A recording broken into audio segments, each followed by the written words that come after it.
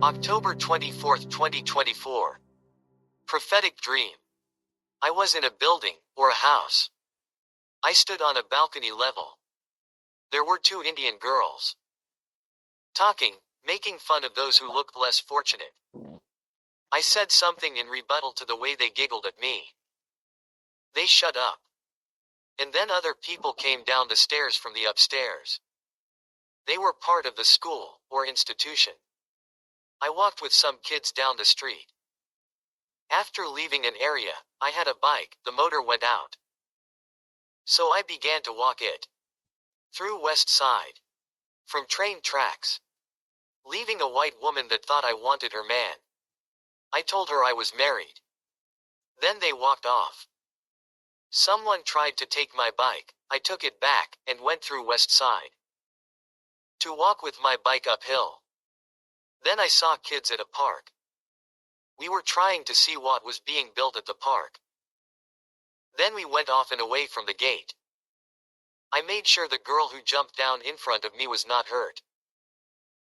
Then we left, and two kids were walking with me, boy and girl, African. We began to go down a street, and the boy said, "You don't need to go down there." Then we went into a store, it was an African store. We stood at the counter and each one of us took two $5 bills out of a tip jar, perhaps it was to give to the children's program. Because I remembered the thought to give a $5 bill later, then I was going to do something at the other counter. I told them I didn't have anything on me, no card, no cash. But then I stuck my hands in my pocket. And I remembered the $5 bills. But in the light one was a $50 bill. So I said I was giving the whole amount for the kids, not just $5. They said just give 5. I said no, I'll give 50. Then I remember the other pocket. I took out a 5, and said I can use the 5 to purchase something. They tried to give me a few snacks, and I said no, let me go out to booth, and just pick one. The food the store owner was handing over, to a boy, store clerk. Looked good, like something sweet and salty. Like a sauce, sticky-coated Asian fish, think nugget, round bites, with rice. Or a fried fish. Then they said no, and went to get me many things. And the boy said, "The owner knows who you are, he remembers you, we know who you are." The boy then asked, "You don't remember this place?" I said, "Who am I?"